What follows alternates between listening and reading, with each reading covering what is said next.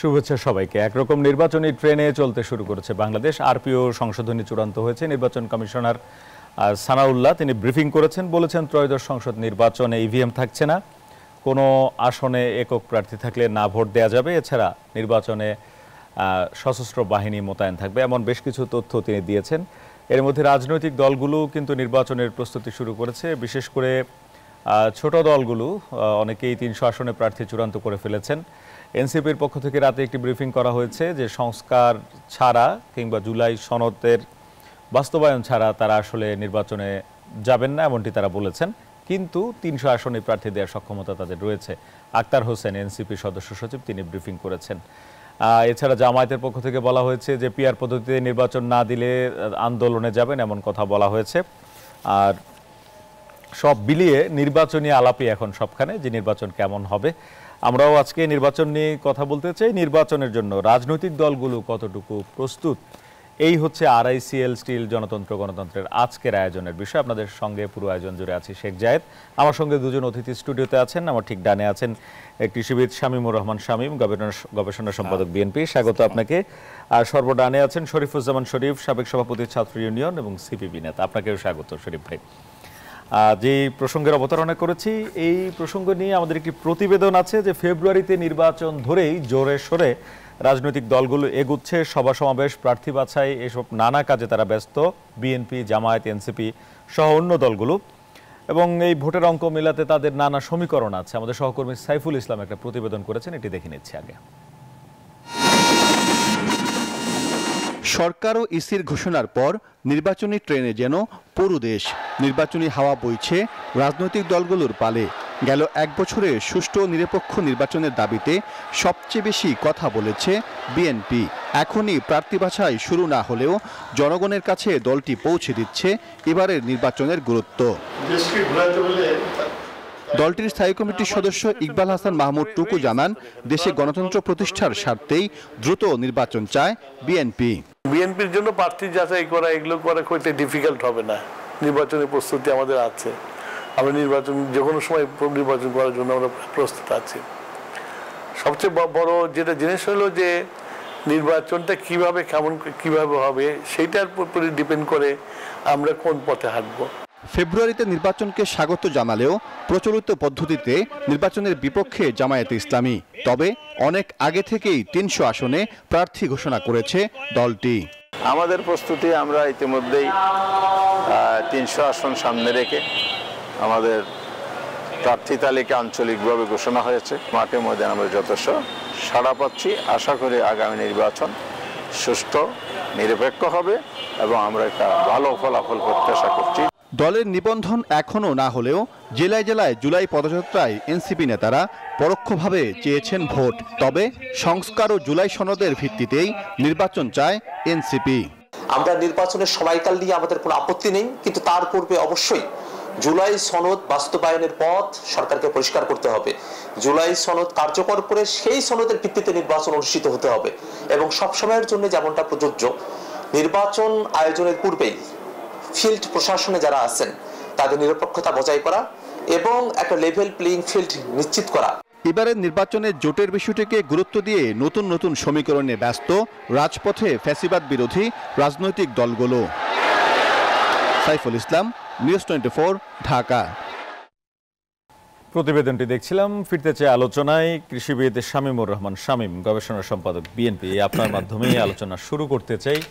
অন্যান্য রাজনৈতিক দলগুলো মোটামুটি প্রস্তুতিও নিচ্ছে, আন্দোলনেরও প্রস্তুতি আছে তাদের। নির্বাচনের আগে দাবি আছে যে জুলাই সনদের ভিত্তিতে নির্বাচন হতে হবে, অন্যথায় তারা নির্বাচনে যাবেন না। সংস্কার তারা যেটি চাচ্ছেন, সবাই মিলে যেটি হচ্ছে, সেই সংস্কারটিও তারা আগে বাগে চান, নির্বাচনের আগেই চান, এমন তাদের বক্তব্য। সেই ক্ষেত্রে বিএনপি নির্বাচনী প্রস্তুতি কী নিচ্ছে? আমরা তো অনেক অনুষ্ঠানাদি দেখছি, প্রোগ্রাম দেখছি, প্রতিদিনই ভারপ্রাপ্ত চেয়ারম্যান যুক্ত হয়ে বিভিন্ন স্থানে সারা দেশেই বিভিন্ন অনুষ্ঠানে অংশ নিচ্ছেন।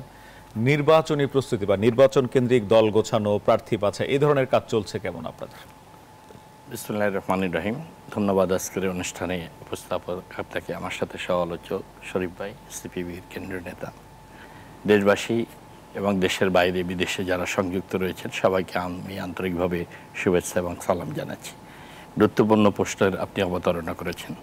আজকের এই প্রেক্ষাপটে আমাদের মাননীয় প্রধান উপদেষ্টা Nobel laureate doctor Mohammad Yunus 1 বছর পূর্তি উপলক্ষে জুলাই ঐতিহাসিক গণ অভ্যুত্থানে দক্ষিণ প্লাজায় সমস্ত রাজনৈতিক দলের নেতৃবৃন্দকে সাথে নিয়ে যে জুলাই ঘোষণাপত্র তুলে ধরেছেন জাতির সামনে 28টি পয়েন্ট, এবং বাংলাদেশকে আগামী 26 সালের ফেব্রুয়ারির রোজার আগেই জাতীয় নির্বাচন অনুষ্ঠানের যে প্রতিশ্রুতি অঙ্গীকার তিনি ব্যক্ত করেছেন, নির্দেশনা দিয়েছেন নির্বাচন কমিশন সহ সংশ্লিষ্ট সংস্থাগুলোকে, এই ঘোষণা জাতিকে উজ্জীবিত করেছে, অনুপ্রাণিত করেছে, আশান্বিত করেছে।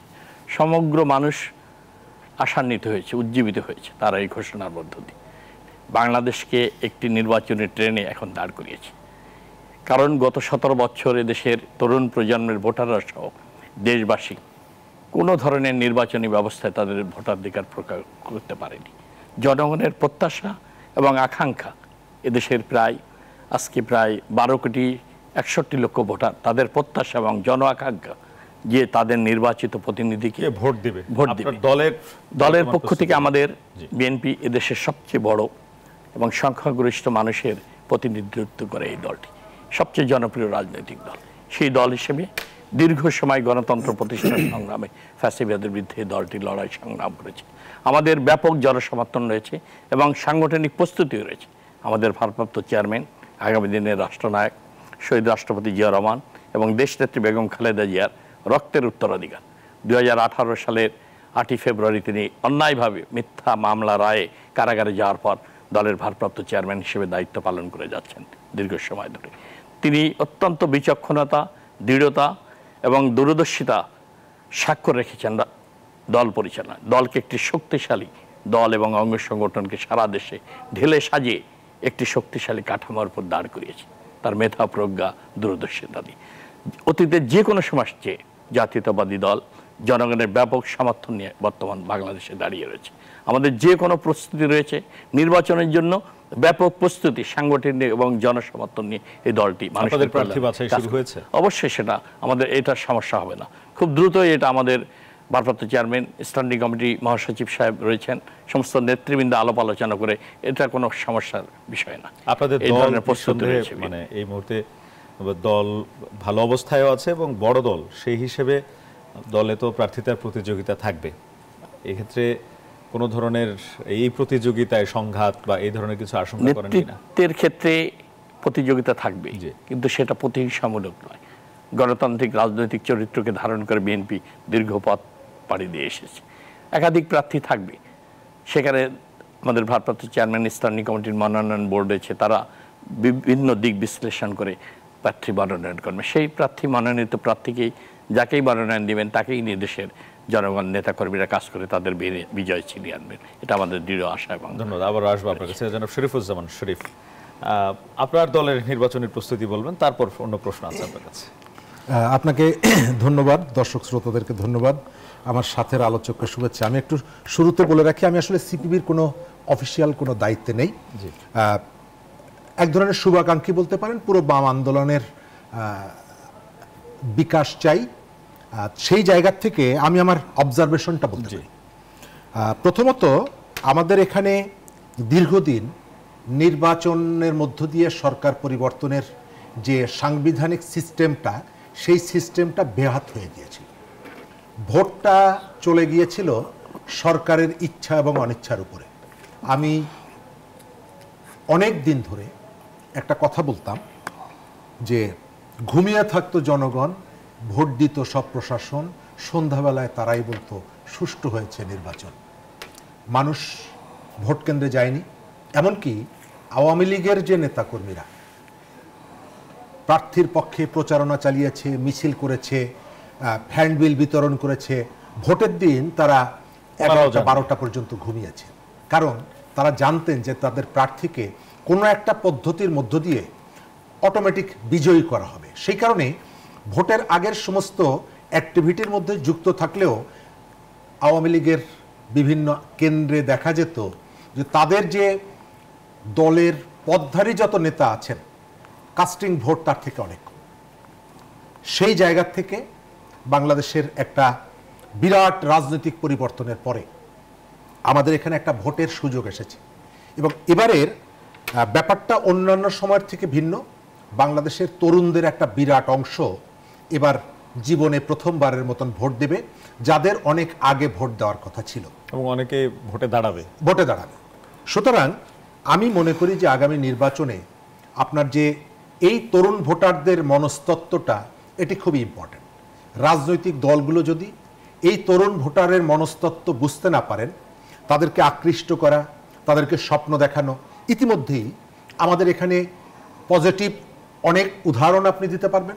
একই সাথে গণঅভ্যুত্থানের পরে অনেকগুলো নেতিবাচক ঘটনাও আমাদের এখানে কিন্তু সামনে এসেছে। সুতরাং এই বিষয়গুলো আপনাকে খেয়াল রাখতে হবে। দ্বিতীয় জায়গাটা হচ্ছে, আমরা দীর্ঘদিনের স্বপ্ন ছিল, প্রত্যাশা ছিল যে আমরা একটা ক্রেডিবল ইলেকশন, আমাদের এখানে লেভেল প্লেইং ফিল্ড হবে, আমাদের এখানে যার ভোট সে দেবে, যাকে খুশি তাকে দেবে। কিন্তু তার যে ব্যত্যয়টা ঘটেছিল সেই জায়গাটা পুনরুদ্ধার করা আপনার জন্য একটা বড় চ্যালেঞ্জের জায়গা। আমার কখনো কখনো মনে হয় যে আমরা এই যে কথাগুলো যখন বলি, তখন প্রান্তিক মানুষের অনেকগুলো ইস্যুকে আমরা কখনো অ্যাড্রেস করি না।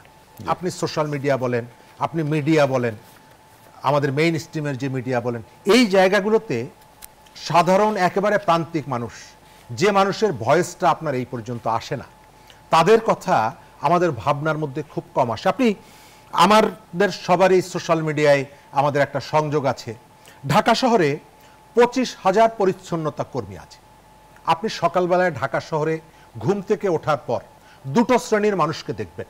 এক হচ্ছে পরিচ্ছন্ন কর্মী, রাস্তা ঝাড়ু দিচ্ছে, আর শত শত নারী কিশোরী তারা পায়ে হেঁটে যাত্রা করেছে, পোশাক শ্রমিক। আচ্ছা, আপনি আমাদের ভাবনার মধ্যে, আমাদের পলিটিশিয়ানদের ভাবনা বলেন, আমাদের সিভিল সোসাইটিতে যারা আছেন বলেন, আমাদের ওপিনিয়ন যারা ক্রিয়েট করেন বলেন, এই মানুষগুলোর ভাবনা, এই মানুষগুলোর চাওয়া পাওয়ার কথা আমাদের ভাবনার মধ্যে আসে না। ঢাকা শহরে প্রায় 6 লাখ নির্মাণ শ্রমিক আছে। আপনি এদের যে প্রত্যাশা, এদের যে চ্যালেঞ্জগুলো, এদের জীবনের যে ইস্যুগুলো, সেই ইস্যুগুলো এর মধ্যে আসে না। আমরা এমন একটা নির্বাচন চাই যে নির্বাচনে বিশ্ববিদ্যালয়ের শিক্ষক যেমনি কোনো ধরনের ভয় ভীতি ছাড়া তার ভোটটা প্রদান করতে পারবে, পলিটিক্যাল পার্টির যে এজেন্ডাগুলো আছে, তাদের যে কর্মসূচিগুলো থাকবে, ওই বিশ্ববিদ্যালয়ের শিক্ষকের, এই তরুণের, তার ইস্যুগুলো যেমন অ্যাড্রেস করা হবে। একই সঙ্গে বাংলাদেশের প্রায় 2 লাখ বেদে সম্প্রদায়ের মানুষ, যাদেরকে আমাদের সোসাইটি এখন পর্যন্ত সভ্য সমাজের মধ্যে তাদেরকে গ্রহণ করেনি। এখনো আপনি অনেক রেস্টুরেন্টে দেখবেন যে একজন চা শ্রমিক বা এই ধরনের দলিত সম্প্রদায়ের মানুষকে ভেতরে প্রবেশ করতে দেওয়া হয় না। এই মানুষগুলোর মৌলিক অধিকারকে আপনি অস্বীকার করে এখানে একটা সবাইকে নিয়ে একটা সমাজ গড়ার যে স্বপ্ন দেখছেন, সেটি আপনি করতে পারবেন না। আমি শেষ করব এই জায়গাটায়, নির্বাচনটা আমরা দীর্ঘদিন ধরে নির্বাচনের যে পরিচালনার যে সিস্টেমটা, আমি শুরুতে যেটা বললাম, আমাদের এখানে দেখা গেছে আমাদের কখনো সুগন্ধার থেকে, কখনো গণভবন থেকে নির্বাচন পরিচালিত হয়েছে। আমরা চাই 90 সালে এরশাদের পতনের পর আমাদের দেশে যে নির্বাচনের যার ভোট তাকে সে দেবে, এই যে অধিকারটা, সেই অধিকারটা কিন্তু আমরা কন্টিনিউ করতে পারিনি। রাজনৈতিক দলগুলোর কম বেশি ব্যর্থতা আছে এবং এই দায়ভারটা সবাইকে কম বেশি নিতে হবে। দেশের আইন শৃঙ্খলা পরিস্থিতি এখন যে জায়গায় আছে, আপনি যেটা বলছেন যে যার ভোট সে দিবে, সেই পরিবেশ কি নিশ্চিত করা সম্ভব কিনা, এবং রাজনৈতিক দলগুলোর মন মানসিকতা এরকম দেখছেন কিনা, না এবারও মানে পেশি শক্তি, কালো টাকার ব্যবহার, এই বিষয়গুলো আসতে পারে বলে আপনার মনে হয়? দুটো জায়গা আছে। একটা হচ্ছে, আপনাকে আমি সন্তুষ্ট করার জন্য বলতে পারি যে এবারের নির্বাচনটা হবে ইতিহাসের সবথেকে সফল একটা নির্বাচন, সরকার যেটি বলছে, কিন্তু আমি সেটি বলি না। আমি মনে করি এবারের নির্বাচনটা হবে সবথেকে চ্যালেঞ্জের। কেন? গণ অভ্যুত্থানের পরে গণ অভ্যুত্থানের স্টেক হোল্ডাররা এর সংখ্যা কিন্তু এবার অনেক। ঢাকা শহরে যার 40 জন কর্মী আছেন, তিনিও দেখছি মিডিয়াতে এসে যেভাবে গণ অভ্যুত্থানের স্টেক হোল্ডার হিসাবে তিনি যেভাবে কথা বলছেন, আমি ধারণা করি তিনি প্রশাসনের উপরে, সরকারের যে প্রভাব বিস্তার করার চেষ্টা করবেন। তার কথা বলার যে টোন, তার কথা বলার যে ধরন, তিনিও ডিসিকে ধমক দিয়ে কথা বলবেন, তিনিও এসপিকে ধমক দিয়ে কথা বলবেন। এক, দ্বিতীয়ত হচ্ছে এখানে যেহেতু যারা নির্বাচনে অংশগ্রহণ করছে অনেকগুলো রুলিং পার্টি, আমি রুলিং পার্টি বলবো, অনেকগুলো রুলিং পার্টি, এবং পরস্পরের মধ্যে শক্তি প্রদর্শন করার একটা প্রবণতা থাকবে। কেন? দীর্ঘদিন নির্বাচন না হওয়ার কারণে রাজনৈতিক নেতাদের একটা বিরাট অংশ, বিরোধী দলের নেতাদের একটা বিরাট অংশ নির্বাচনে প্রতিদ্বন্দ্বিতা করতে পারেনি। স্বাভাবিক কারণে তার মনের মধ্যে জনপ্রতিনিধি হওয়ার একটা আকাঙ্ক্ষা, এবং এটি স্বাভাবিক। আমি কোন কোন জায়গায় আমার ধারণা যে আপনি প্রতিযোগিতা এবং প্রতিদ্বন্দ্বিতার থেকে পরস্পরের মধ্যে প্রতিহিংসার জায়গাটা বিস্তৃত হতে পারে, এবং প্রশাসন যেহেতু এখন পর্যন্ত আপনি একটা স্বাভাবিক জায়গায় যেতে পারেননি, নিতে পারেননি, এবং সরকারের পক্ষ থেকে যে প্রতিশ্রুতিগুলো দেওয়া হচ্ছে আমার এটি নিয়ে যথেষ্ট সন্দেহ আছে। এইমাত্র দেখলাম আইন সালিশ কেন্দ্র তারা জানিয়েছে গত 7 মাসে 118 জন মানুষকে পিটিয়ে হত্যা করা হয়েছে, এবং এগুলো অনেকগুলোই হয়েছে পুলিশের সামনে, মব ট্রায়াল, যেটা মব ভায়োলেন্স যেটাকে আমরা বলছি। তাহলে একটা স্বাভাবিক সময়ে আপনি যেখানে পলিটিক্যাল টেনশনটা অনেকটা কম, তখন আপনি শহর এবং গ্রামে 117-18 জন মানুষকে পিটিয়ে মারার পরে, মাঠে সেনাবাহিনী থাকার পরে, তার ম্যাজিস্ট্রেসি পাওয়ার থাকার পরেও আপনি এই মানুষগুলোর জীবনকে রক্ষা করতে পারেননি। নির্বাচনী ডামাডোল যখন শুরু হবে, নির্বাচনী প্রচারণা যখন শুরু হবে, পলিটিক্যাল টেনশনটা যখন আরো বাড়বে, তখন আপনি এই জায়গাটা কিভাবে কন্ট্রোল করবেন? আপনি একেবারে মতো আপনি কতগুলো কথা বললেন, আপনার কথা আমার বিশ্বাস করতে হবে আমি মনে করি না। আপনাকে আপনার ইফিসিয়েন্সি থেকে, আপনার যোগ্যতা থেকে, আপনার কমিটমেন্ট থেকে, এবং সর্বোপরি নিরপেক্ষতা থেকে আপনাকে দেখাতে হবে। গত 1 বছর আমি এখানে দেখেছি সরকারের মনের মধ্যে একটা প্রবণতা কাজ করছে যে অপরাধী দমন করা অর্থ হলো আওয়ামী লীগের অপরাধী, অভিযুক্ত এবং নিরপরাধ কর্মীদেরকে জেলে ভরাই হচ্ছে একমাত্র আইনের শাসন প্রতিষ্ঠা করা। তা না হলে চোখের সামনে একের পর এক আমরা যেটা চাই, আপনি অপরাধী যখন ধরবেন তার রাজনৈতিক পরিচয় বিবেচনা করবেন। আবার আসবো শরীফ আপনার কাছে। কৃষিবিদ শামীমুর রহমান শামীম, আপনাকে দিয়ে এই পর্বটা শেষ করতে চাই, পরে আমরা একটা বিরতিতে যাব। এখন যে আইন শৃঙ্খলা পরিস্থিতি যেটি দেখছেন, কুপিয়ে মেরে ফেলা হচ্ছে, সাংবাদিক কুপিয়ে মেরে ফেলা হচ্ছে, রাজনৈতিক দলগুলোর নেতাকর্মী যারা আছেন তারাও সামাজিক যোগাযোগ মাধ্যমে বিএনপি, জামায়াতের নেতাকর্মী, জামায়াত বিএনপিদেরকে, এছাড়া এনসিপির সাথে জামায়াতের সাথে এনসিপির, এরকম যে কাদা ছোড়াছড়ি, একজন আরেকজনকে আক্রমণ করা, এই আক্রমণ কি নির্বাচন আসলে এটি কি মাঠে ছড়িয়ে পড়বে? আপনার কি মনে হয়? আমার মনে হয় ধরেন এটা কি নিয়ন্ত্রণ করা যাবে কিনা? অবশ্যই সেটা রাজনৈতিক দল হিসেবে তো প্রত্যেকটি রাজনৈতিক দলের হিসেবে তাদের দায়িত্ব রয়েছে। বড় রাজনৈতিক দল হিসেবে বিএনপির নেতৃবৃন্দেরও রয়েছে, অন্যান্য জামাত এনসিপিরও রয়েছে, তারা পলিটিক্যাল স্টেক হোল্ডার। আইন শৃঙ্খলা বাহিনীর যে এখনকার অবস্থা বা তাদের মাঠে তাদের যে তৎপরতা, এই তৎপরতায় কি শুধু আস্থা আসে যে আপনাকে তো সুন্দরভাবে করা যাবে? অবশ্যই সরকার কঠোর হলে জন আকাঙ্ক্ষা প্রত্যাশা পূরণে অবশ্যই সরকারকে কঠোর হতে দেখেছেন না, সেটা সরকার আজকে আমাদের পুলিশ বিভাগ আইন শৃঙ্খলা জানমালের নিরাপত্তা তো নিশ্চিত করবে, সবচেয়ে প্রধান দায়িত্ব আমাদের পুলিশ বিভাগের। আপনি দেখেছেন গত 17 বছর কিভাবে এই পুলিশ বিভাগকে দলীয়করণ করে একটি দলের লোকদেরকে সমস্ত গুরুত্বপূর্ণ জায়গায় বসে 1 বছর পুরো শেষ হয়ে গেছে, কিন্তু আমরা গোছানো যায়নি, সেটা করতে পারিনি। 17 বছর যেটা করেছে সেই ধ্বংসস্তূপের উপর পুলিশ দাঁড়িয়ে আছে, সেই জায়গা থেকে তো একটু সময় তো তাদের লাগবে। 1 বছর সময় লেগেছে। পুলিশে আপনি দেখেন ব্যাপক পরিবর্তন করতে হচ্ছে, নতুন নিয়োগ দিতে হচ্ছে।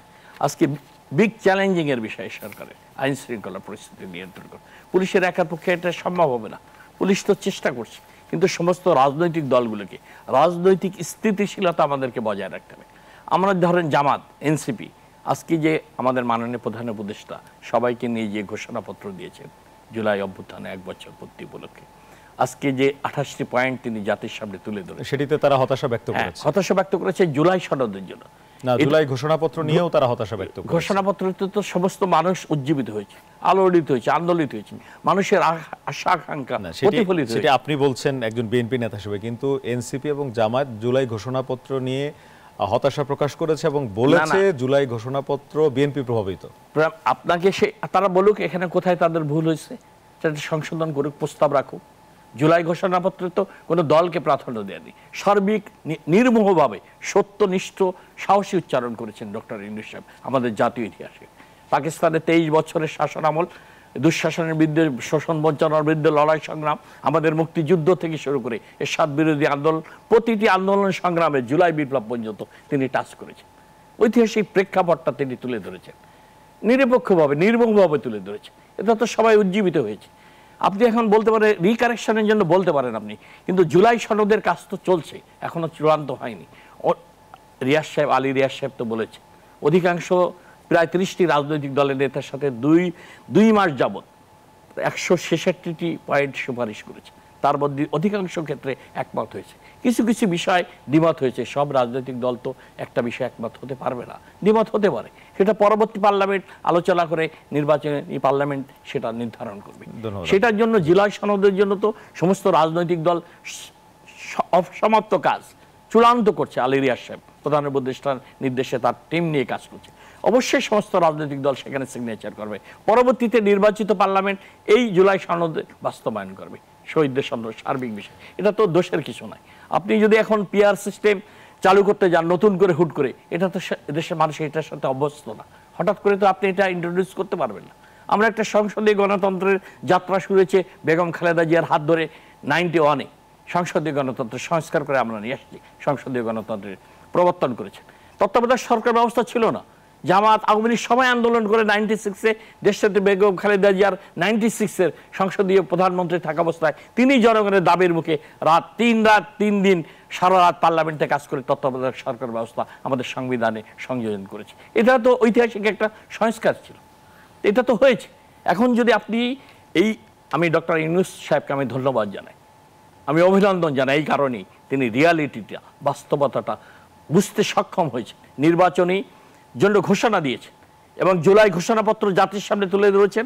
সনদের কাজও চূড়ান্ত পর্যায়ে শেষ দিকে রয়েছে, আলী রিয়াজ সাহেব বলেছেন, আমরা আশান্বিত হয়েছি। কিন্তু আমার কথা হলো, যেখানে আপনি যদি এখন সংস্কারের নামে, বিচারের নামে আপনি সময় ক্ষেপণ করেন, আজকের যে বাংলাদেশ যে জায়গায় এসে দাঁড়িয়েছে, রাজনৈতিক সংকট, জননিরাপত্তা সর্বদিক থেকে এগিয়েই চলছে। এই দলগুলো বলছে নির্বাচনের আগে তারা এটা চায়, নির্বাচনের তারিখও তারা মানে, তারা নির্বাচনে যাবে, বাট তাদের দাবি হচ্ছে জুলাই সনদের ভিত্তিতে যেন নির্বাচন। জুলাই সনদ সেটা তো চূড়ান্ত হয়নি এখনো, শেষের দিকে রয়েছে, সবাই সেটাতে সিগনেচার। একটা বিরতি নিব, বিরতি থেকে এসে আবার আপনাদের বক্তব্য শুনবো। দর্শক, নির্বাচনের জন্য রাজনৈতিক দলগুলোর প্রস্তুতি কতটুকু, এটি নিয়ে মূলত আমরা কথা বলছিলাম। এই প্রসঙ্গে জুলাই সনদ, জুলাই ঘোষণাপত্র, আইন শৃঙ্খলা পরিস্থিতি, নানান বিষয় অবতারণা হয়েছে। একটা বিরতি নিচ্ছি, বিরতি থেকে এসে আবারও কথা হবে আপনাদের সঙ্গে।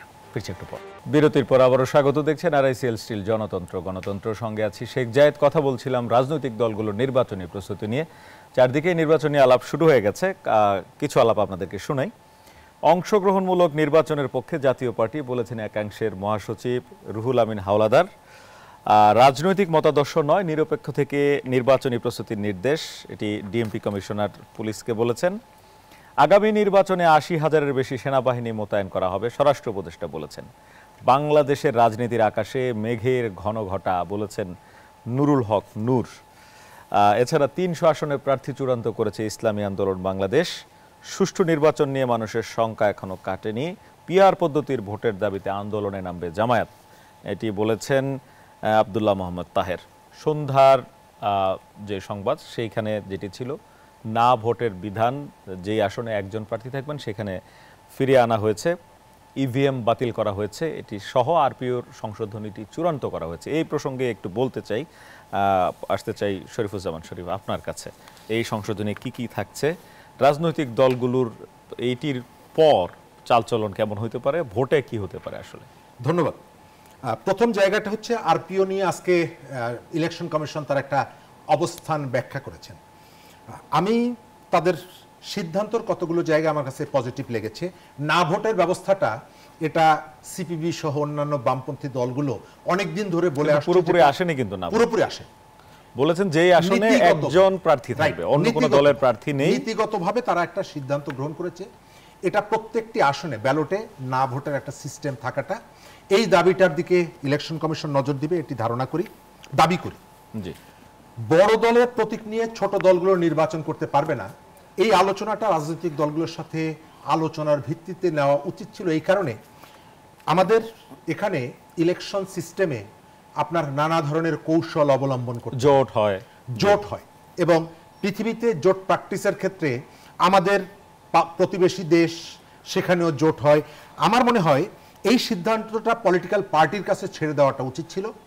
ইলেকশনকে নিয়ন্ত্রণ করার যে প্রবণতা ইলেকশন কমিশনের ভেতর থেকে পলিটিক্যাল পার্টিগুলোকে নিয়ন্ত্রণ করার একটা প্রবণতা এর আগেও আমরা দেখেছি। আমি মনে করি ইলেকশনটা যাতে ক্রেডিবল ইলেকশনের জন্য এই ধারণাটা ইলেকশন কমিশন তার মাথা থেকে ফেলে দেওয়াটা ভালো। নির্বাচনে দেখলাম যে বেশ কয়েকটা দল তাদের অভিমত জানিয়েছে, জাতীয় পার্টি কথা বলেছে। আমি গত কয়েকদিন ধরে দেখতে পাচ্ছি যে এতদিন এনসিপি রাজার দল ছিল, আবার একটা নতুন রাজনৈতিক দল জাতীয় পার্টির যে একটা অংশ এরাও সম্ভবত রাজার দল হিসাবে মাঠে আসছে। তাদের দীর্ঘদিনের যে রাজনীতি সেখান থেকে এই ক্ষমা চাওয়া কতগুলো বিষয় আছে। আপনি পাবলিকের কাছে দাঁড়িয়ে ক্ষমা চাইবেন, সঙ্গে সঙ্গে আপনি ক্ষমা পেয়ে যাবেন, বিষয়টি তা নয়। মজিবুল হক চুন্নু তারা যে ক্ষমতার দম্ভ দেখিয়েছেন, মন্ত্রিত্ব স্বাদ উপভোগ করেছেন, নানা রকমের সুযোগ সুবিধা নিয়েছেন, তারা এসে এখন হঠাৎ করে একটা বদ্ধ ঘরের মধ্যে বিনা উপদ্রবে একটা সম্মেলন করে বলে ফেললো যে আমরা ক্ষমা চাইছি আর সঙ্গে সঙ্গে তারা ক্ষমা পেয়ে যাবে। আমি সেটি মনে করি না। আমি মনে করি সম্ভবত তারা সরকারের যে সমস্ত এজেন্সিগুলো আছে, আমি স্পষ্ট করে বলি আমার ধারণা জাতীয় পার্টির এই অংশটিকে এজেন্সিগুলো সরকারের নানা ইকুয়েশনের কারণে তাদেরকে সাপোর্ট দিচ্ছে। তা না হলে এর আগে ঠিক প্রায় একই জায়গায় ঢাকা শহরে জাতীয় পার্টির অফিসের সামনে একটি সভা করতে গেলে তাদেরকে যেভাবে পুলিশ ঘিরে রেখেছে, ঠিক উল্টাভাবে এই ধরনের উদ্যোগ নিয়ে একটা বিরাট সম্মেলন করলো, কেউ তার কাছে গেলেন না, একবার জিজ্ঞেসও করেননি। সম্ভবত উপদ্রবে তারা এই কাজগুলো করেছেন। আমার ধারণা সরকার তাদেরকে। আমি ওই প্রসঙ্গে একটু শুনতে চাই আপনার কাছে যে বড় দলগুলোর প্রতীক নিয়ে ছোট দলগুলো নির্বাচন করতে না পারলে কি ধরনের সমস্যা হতে পারে? প্রথমত সমস্যা হবে যে রাজনৈতিক দলগুলোর কোন কোন জায়গায় আপনি দেখবেন যে ব্যক্তি তিনি খুবই ইনফ্লুয়েন্সিয়াল একজন মানুষ, পার্লামেন্টে রিপ্রেজেন্ট করার মতন, পার্লামেন্টটাকে অর্থবহ রাখার মতো তার একটা যোগ্যতা আছে, ক্যারিশমা আছে, কিন্তু তার দলের প্রতীক পার্লামেন্টে তার প্রতীকটা অতটা পরিচিত না। আমরা কিন্তু আসলে প্রতীককে ভোট দিই। আমরা মুখে যাই বলি না কেন, আপনি সারা বছর দেখবেন যে আমরা সব সময় বলি একজন ভালো মানুষকে আমরা প্রতীক পার্লামেন্টে দেখতে চাই, ভালো যোগ্য। কিন্তু এটি আমার অবজারভেশন, বাঙালি তিনটা সময় হচ্ছে ভালো মানুষ খোঁজে। এক হচ্ছে তার বাসায় যখন লজিং মাস্টার রাখে তখন ভালো মানুষ খোঁজে, তার বাড়িটা ভাড়া দিবে বা দোকান ভাড়া দিবে তখন, আর মেয়ে বিয়ে দেওয়ার সময়। এর বাইরে একটা মহল্লার একটা গুন্ডা এবং ওই মহল্লার ইমাম সাহেব সবার কাছে শ্রদ্ধাভাজন। দুইজন ভোটে দাঁড়াতে গেলে ইমাম সাহেব যদি এসে বলে যে আমি ইলেকশন করতে চাই, কানে কানে গিয়ে বলে ইমাম সাহেব আপনার এগুলোর মধ্যে আসার দরকার নেই। একজন শিক্ষক, তাকে আমরা বলে দিই যে আপনার এর মধ্যে বাস্তবে ভালো মানুষ আশা করে না। আমাদের সিস্টেমটা এই জায়গাটা আপনি নিয়ে গেছেন। নির্বাচনটা চলে গেছে টাকার কাছে, নির্বাচনটা চলে গেছে পেশি শক্তির কাছে। আপনি 73 যে পার্লামেন্ট এবং সেখান থেকে ক্রমশই যে নির্বাচন হয়েছে, 73 যে পার্লামেন্ট, সেই পার্লামেন্টের মধ্যে কৃষিজীবী, প্রাইমারি স্কুলের শিক্ষক, হাই স্কুলের শিক্ষক, এদের একটা বিরাট অংশগ্রহণ ছিল। রাজশাহী বিশ্ববিদ্যালয়ের একজন শিক্ষকের একটা গবেষণা আছে। তো এখন গত পার্লামেন্টে 24-এ লাস্ট শেখ হাসিনা যেটি করেছিলেন 7ই জানুয়ারি, তার প্রায় 60 থেকে 70% হচ্ছে ব্যবসায়ী, এফবিসিসিআই, অমুক তমুক। ব্যবসায়ী নির্বাচন করতে পারবে না আমি সেটি বলছি না, কিন্তু সে কোন ক্লাসের ইন্টারেস্টটা ওন করে। এই যে আমি আপনাকে শুরুতে যে হিসাবটা দিলাম, ঢাকা শহরের 25,000 পরিচ্ছন্ন কর্মী, ঢাকা শহরের প্রায় 5 লাখ হচ্ছে নির্মাণ শ্রমিক। উনি কি এই নির্মাণ শ্রমিকের পক্ষে বলবে? না, তিনি গাড়ির কথা বলেন, তিনি ট্যাক্স ফ্রি বাড়ির কথা বলেন, ইত্যাদি ইত্যাদি বলেন। আমার যেটা ধারণা, এই যে ছোট দলগুলোকে এই প্রতীকটা না দেওয়ার কারণে আপনি এদের মধ্যে অনেকেই ইচ্ছা থাকার পরেও, গত গণ অভ্যুত্থানে একটা ভালো রোল প্লে করার পরেও, আপনি পার্লামেন্টে সক্রিয় করার ক্ষেত্রে ভূমিকা রাখার পরেও তাদেরকে এই সিস্টেমে নির্বাচনে নির্বাচিত হয়ে আসাটা খুব কঠিন হয়ে যাবে। ধন্যবাদ আপনাকে। আবারও আসতে চাই কৃষিবিদ শামীমুর রহমান। শামীম, আপনার কাছে ভোটে জোটের রাজনীতি এটা বাংলাদেশে অনেক দিন ধরে আছে, আমরা দেখছি। ছোট দলগুলোর ক্ষেত্রে এই ধরনের প্রতিবন্ধকতা হলে জোটে সমস্যা হবে না? দেখুন, এটা তো আমাদের ভারপ্রাপ্ত চেয়ারম্যান সাহেব এদেশের সবচেয়ে বড় এবং জনপ্রিয় রাজনৈতিক দল, সংখ্যাগরিষ্ঠ মানুষের প্রতিনিধিত্ব করছে যে দলটি, তার ভারপ্রাপ্ত চেয়ারম্যান জনাব তারেক রহমান সাহেব ফ্যাসিবাদ বিরোধী গত 17 বছরে যারা গণতান্ত্রিক রাজনৈতিক দলগুলো ছিল তাদের সবার সাথে আলাপ আলোচনা করেই কিন্তু উনি 31 দফা, এখনো আপনাদের ধারাবাহিক আলোচনা চলছে। গত পরশু আপনি দেখেছেন জোটভুক্ত 12টি দলের সাথে তিনি কথা বলেছেন। তিনি স্পষ্টভাবে দ্ব্যর্থহীনভাবে দৃঢ়তার সাথে বলেছেন, আমি সবাইকে নিয়ে জাতীয় সরকার করে রাষ্ট্র পরিচালনা করব, জনগণ যদি ভোট দিয়ে নির্বাচিত করে। সবাইকে, ফ্যাসিবাদ বিরোধী গণতান্ত্রিক রাজনৈতিক সমস্ত শক্তিকে ঐক্যবদ্ধ করে এদেশকে বিনির্মাণ করে বাংলাদেশকে নতুন একটি রাষ্ট্র ব্যবস্থায় কাঠামো মধ্যে দাঁড় করি, গণতান্ত্রিক শাসন ব্যবস্থা ফিরিয়ে দিয়ে 31 দফা বাস্তবায়নের মাধ্যমে একটি জনকল্যাণমূলক, জবাবদিহি এবং স্বচ্ছতার, যেটি বললাম আজকের আরপিও সংশোধনী নিয়ে যেটি ইসি বলল, সেখানে ছোট দলগুলো বড় দলের প্রতীক নিয়ে নির্বাচন করতে পারবে না, এমন একটি কথা আছে।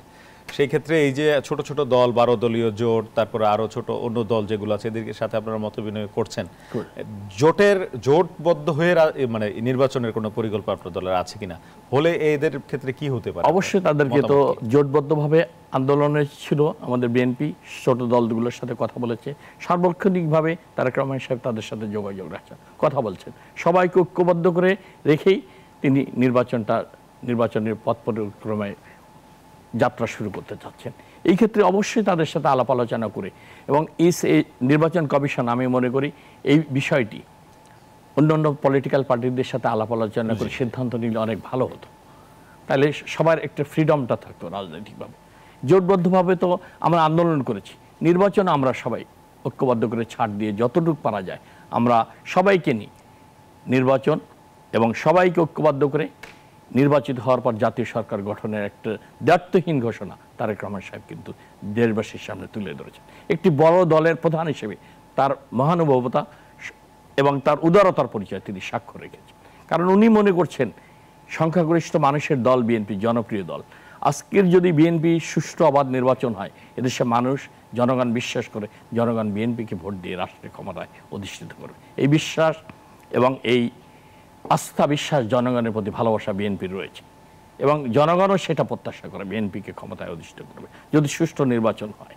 সেই ক্ষেত্রে উনি কিন্তু যে অবস্থায় শেখ হাসিনা গত 17 বছর আমাদের রাষ্ট্রীয় ব্যবস্থার সমস্ত প্রতিষ্ঠান ধ্বংস করে, দলীয়করণ করে, লুটপাট করে বাংলাদেশকে ধ্বংসস্তূপে পরিণত করেছে, এই জায়গায় সবাই ঐক্যবদ্ধ হয়ে দ্বিকক্ষ বিশিষ্ট পার্লামেন্টের কথা তিনি কেন বলেছেন? জি, বিভিন্ন শ্রেণী পেশার প্রথিতযশা ব্যক্তিবর্গ রাষ্ট্র পরিচালনায় মেধা, প্রজ্ঞা, অভিজ্ঞতাকে কাজে লাগে, সেটার জন্য তিনি বলেছেন পার্লামেন্টকে সমৃদ্ধ করার জন্য সবাইকে নিয়ে তিনি একটি রেইনবো নেশন বলেছেন যে স্বৈরাচার দেশ ধ্বংস করেছে, অভিজ্ঞতা থাকায় উত্তরণে সক্ষম বিএনপি, উনি এটি বলেছেন, অভিজ্ঞতার কথা বলেছেন।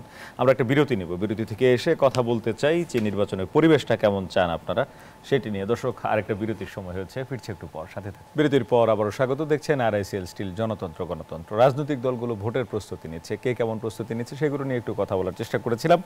নির্বাচনে ভোটের পরিবেশ কেমন চান, কি করতে হবে, সংক্ষেপে যদি একটু বলেন। প্রথমে কৃষিবিদ শামীমুর রহমান, আপনার কাছে। ধন্যবাদ আপনাকে। অবশ্যই আমাদের প্রথমে আইন শৃঙ্খলার পরিস্থিতি আমাদেরকে উন্নত করতে হবে, জনগণের জানমালের নিরাপত্তা আমাদেরকে নিশ্চিত করতে হবে।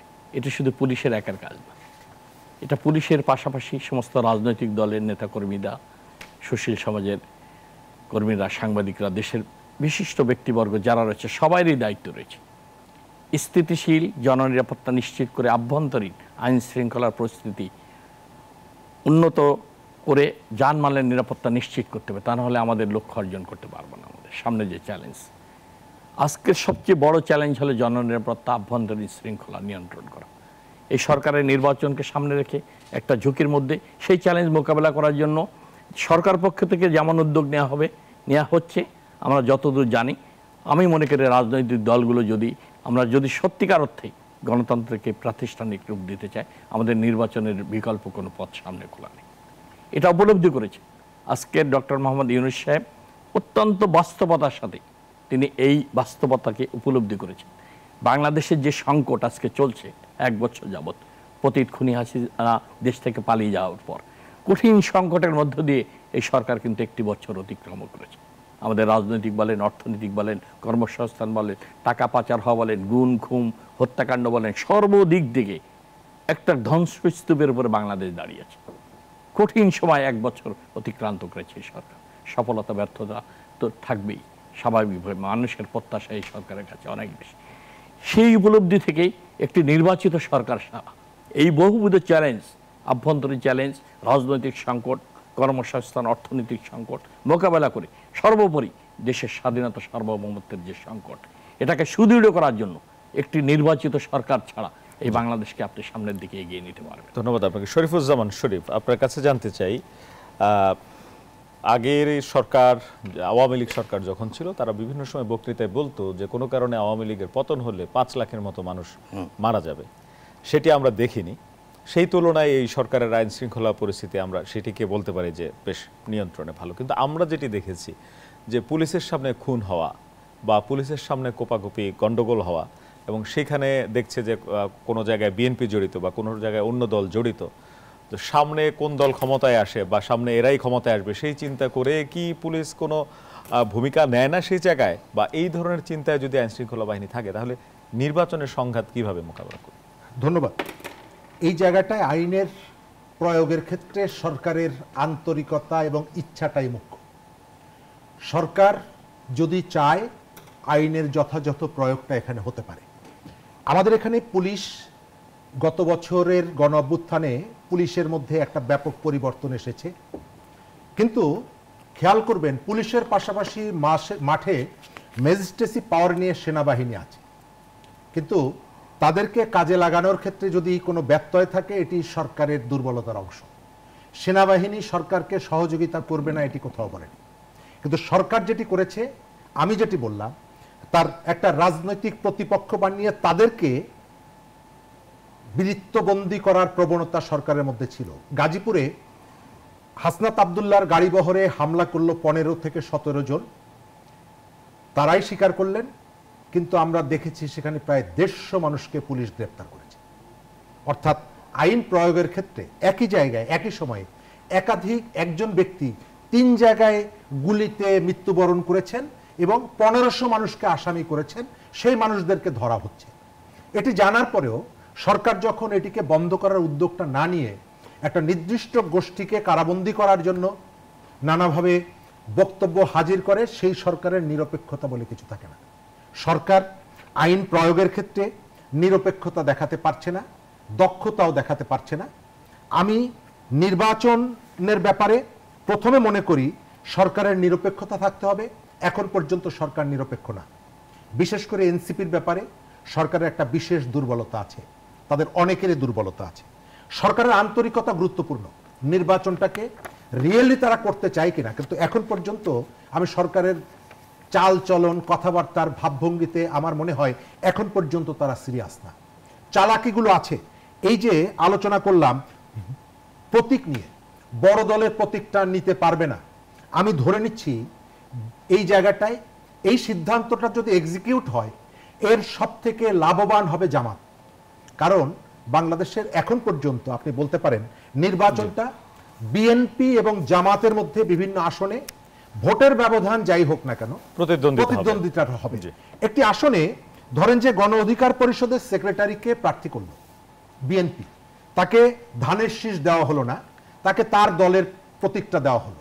ওই প্রতীকটা কিন্তু স্বীকার করেন বা না করেন, প্রার্থী হিসেবে তিনি যতটুকু অপরিচিত, প্রতীকটাও অপরিচিত। সেখানে তার পাশের প্রতীক থাকবে হচ্ছে দাড়িপাল্লা। সুতরাং ভোটের ক্ষেত্রে মার্কা হিসেবে দাড়িপাল্লার একটা প্রভাব বিস্তার করার সুযোগ থাকবে ভোটারদের মনে। সুতরাং বিএনপি তার জোট প্র্যাকটিসের কারণে, অঙ্গীকারের কারণে যতগুলো আসন ছেড়ে দিবে, প্রত্যেকটি আসন একটা ঝুঁকির মধ্যে থাকবে শুধুমাত্র প্রতীকের কারণে, এবং সেকেন্ড পজিশন থাকার কারণে জামাত এখানে একটা বাড়তি লাভবান হতে পারে। সুতরাং এটার মধ্যে রাজনৈতিক দলগুলো নিশ্চয়ই প্রতিক্রিয়া দেবে। ইলেকশন কমিশনের একটা চালাকি দেখতে পাচ্ছি। জি, ধন্যবাদ আপনাকে, অনেক ধন্যবাদ দুজনকে, অসংখ্য ধন্যবাদ আমাদের সঙ্গে যুক্ত হয়ে সময় দেওয়ার জন্য। দর্শক, কথা বলছিলাম নির্বাচনের প্রস্তুতি রাজনৈতিক দলগুলোর, সেটি কেমন। আজকের আলোচনা এখানে শেষ করছি, একেবারে সময় নেই। ভালো থাকবেন, কাল অন্য বিষয়ে আবার কথা হবে।